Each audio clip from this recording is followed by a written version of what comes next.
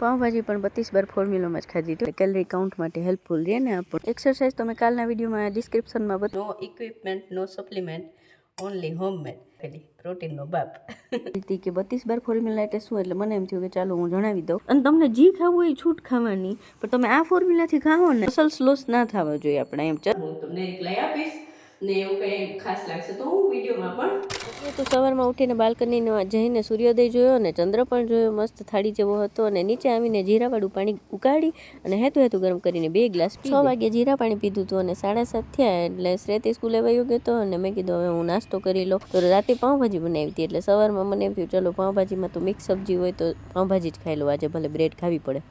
મેં weight loss journey ચાલુ કરીને ત્યારથી બ્રેડવાળું કંઈ ખાધું જ નથી, તો 2 બ્રેડ આજે ખાઈ લો. પાઉંભાજી પણ 32 બાર ફોર્મ્યુલામાં જ ખાધી હતી, નહીં તો હું 4 બ્રેડ આરામથી ખાઈ લો. એને બદલે આમાં તો 1.5 માંડ ખૂટી હતી. અને આ અહીંયાના પોષક મૂલ્ય અને એનું કોષ્ટક બરોબર અંદાજિત કોષ્ટક છે આ, એટલે કેલરી કાઉન્ટ માટે હેલ્પફુલ રહે ને આપણને આખો દી ડાયટ કરીએ તો. પછી મારું અમને કામે લગાડી દીધી ખાલી મહિને પોતાને કચરા કરવા, એટલે એ કામે વળગાડી દીધું મશીન અને હું માંડી ઘરકામ કરવા, વાસણ ગોઠવાનું ઉટકાનું. રેગ્યુલર ઘરકામ કર્યું ત્યાં તો સવારનો ઉપર થઈ ગયો એટલે મેં કીધું હાલો જાસૂદની ચાનો ટાઈમ થઈ ગયો તો જાસૂદની ચા પીધી મેં અને મમ્મીએ. પછી 10 વાગ્યા ઉપર થયું એટલે હું વહી ગઈ ઉપર એક્સરસાઇઝ કરવા. દાળ ભાત મસૂરની દાળ બધું પલાળી દીધું અને એક્સરસાઇઝ તો મેં કાલના વિડીયોમાં ડિસ્ક્રિપ્શનમાં બતાવી હતી ને એ જ કરી હતી. નીચે આવી રીતે 12:15 થઈ ગયા એટલે મેં કીધું મસૂરની દાળ પી લઈ હવે. જો બધા કસરત પછી પ્રોટીન શેક પીવે ને એટલે મારું તો સ્લોગન જ છે નો ઇક્વિપમેન્ટ નો સપ્લિમેન્ટ ઓનલી હોમમેડ. એટલે આપણે પીએ મસૂરની દાળ બાફેલી પ્રોટીનનો બાપ બરાબર ને. એટલે એક્સરસાઇઝ કરીને પ્રોટીન માટે શું લેવાનું? મસૂરની દાળ. રોજની આદતની જેમ હું આજે પણ ચૂલા ઉપર બેસી અને મસૂરની દાળ પી ગઈ. બપોરની રસોઈ કરાવીને વાગી ગયા 1:30. આજે શિલ્પાબેન પંચોલીની કમેન્ટ આવી હતી કે 32 બાર ફોર્મ્યુલા એટલે શું, એટલે મને એમ થયું કે ચાલો હું જણાવી દઉં. હું બપોરે રોજ અલગ અલગ ખાઉં છું, ક્યારેક રોટલી, ક્યારેક બાજરાનો રોટલો, ક્યારેક જુવારનો રોટલો. તો આજે મેં 1 રોટલી લીધી, એના 2 ટુકડા કર્યા. હવે 2 ટુકડાના પાછા 2 ટુકડા કર્યા એટલે ટોટલ થયા 1 2 3 4 ટુકડા બરોબર છે. હવે 4 ટુકડામાંથી પાછા 2 ટુકડા કર્યા એટલે એ ટોટલ થયા 1 2 3 4 5 6 7 8 બરોબર છે. હવે 8 ટુકડાને પાછા 2 ટુકડા કર્યા એટલે 8 દૂને 16 ટુકડા થયા. હવે 16 ટુકડાને ધીરે ધીરે ચબાવવાના. એક ટુકડો કમસે કમ 32 વાર ચબાવવાનો, કમસે કમ. એનાથી વધારે થાય તો ચાલશે પણ ઓછું નહીં. એટલે મેં એ રોટલી ને શાક સંભારું બધું લીધું હતું. શાક ને સંભારા સાથે રોટલી ખાઉં છું. એને પૂરું ચબાવીને ઘડિયાળ સામે રાખી છે એટલે ઘડિયાળ સામે જોઈએ એટલે ખ્યાલ આવે ને કે આપણે કેટલો ટાઈમ લાગે છે. એટલે સ્ટાર્ટિંગમાં તો આપણે જોવું પડે, ગણવું પડે, પણ ધીરે ધીરે મને હવે આદત પડી ગઈ એટલે ગણવું નથી પડતું, મતલબ ચાવવામાં કે 32. કારણ કે હવે આપણને મોઢામાં ખબર પડી જાય કે આવી લિક્વિડ જેવું થાય ને ત્યારે આપણે ગળે ઉતારવાનું એમ. એટલે ટૂંકમાં ખાવાનું કામ છે ને આપણું દાંતને છે ચાવવાનું કામ અને આંતરડાને છે ને પચાવવાનું કામ. પણ આપણે એટલું ચાવીને ખાતા નથી. જેમ મિક્સર ગ્રાઇન્ડર સમજવાનું આપણા મોઢાને કે આપણું મિક્સર ગ્રાઇન્ડરનું પવાલું છે આપણું મોટું, એમાં પૂરું સરસથી પીસાઈને પછી જ અંદર જવા દેવાનું, ત્યાં સુધી નહીં એમ. બાર ચાવી પૂરું લિક્વિડ ફોર્મમાં આવી જાય ને પછી એને ગળે ઉતારવાનું બરાબર.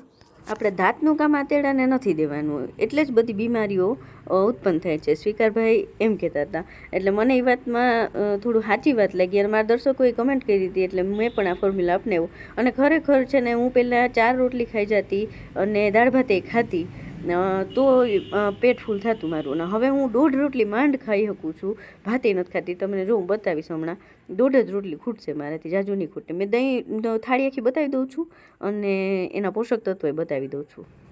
જો આવી રીતે હું ઘડિયાળની સામે બેસી ગઈ હતી. તમે પહેલાં જોયું ને 1:45 એમ કંઈક બેઠી હતી હું જમવા. અત્યારે 2:10 થવા આવી છે અને મારી 1 રોટલી માંડ ખવાણી છે.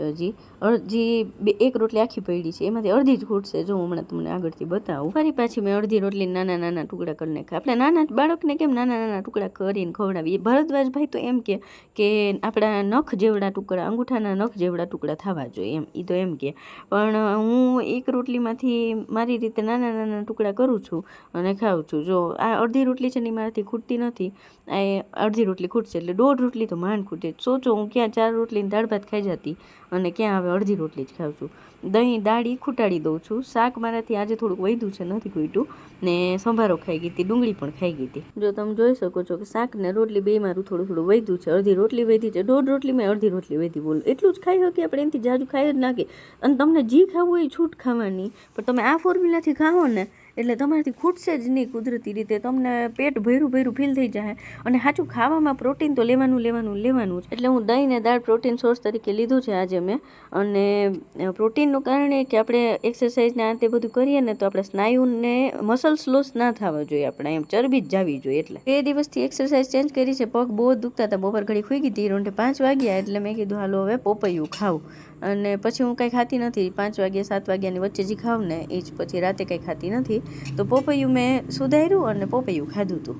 આ રહ્યા એના પોષક મૂલ્ય, વિટામિન્સ મિનરલ્સ બધું જ એનું ડિટેલમાં હું બતાવી દઉં છું. પોપૈયાનાથી મળતું વેલ્યુ બધી બરોબર છે. પછી પોપૈયું મેં ઝૂલામાં બેસીને ખાઈ લીધું હતું. બપોરનું એક ટાઈમનું જ હું આ નીચે ડાઇનિંગ એરિયામાં બેસીને ખાઉં છું, બાકી તો મને ઝૂલા વિના નથી હાલતું. હજી તો ધીરે ધીરે છૂટ સંબંધ લાગે, હજી લાગશે અઠવાડિયું. સમય આવી ગયો છે ફરી પાછું ટીક માર્ક કરવાનો, અને હું વોક કરીશ 45 મિનિટનું વિડીયો રેડી કરીને પછી, બરાબર. પછી દી બેટા ફટફટ જાવ. ફરી પાછા મળી આવતીકાલે રાત્રે 10 વાગે. ત્યાં સુધી ચમકતી ચાંદીને રજા આપો. જય શ્રી કૃષ્ણ. અને તમને કંઈ બીજું કંઈ પૂછવું હોય તો કમેન્ટ જરૂરથી કરજો, બરાબર. હું તમને રિપ્લાય આપીશ, ને એવું કંઈ ખાસ લાગશે તો હું વિડીયોમાં પણ બતાવી દઈશ, બરાબર છે. ખુદનું ધ્યાન રાખજો, પરિવારના બધાનું ધ્યાન રાખજો. Okay, bye. જય શ્રી કૃષ્ણ. Good night.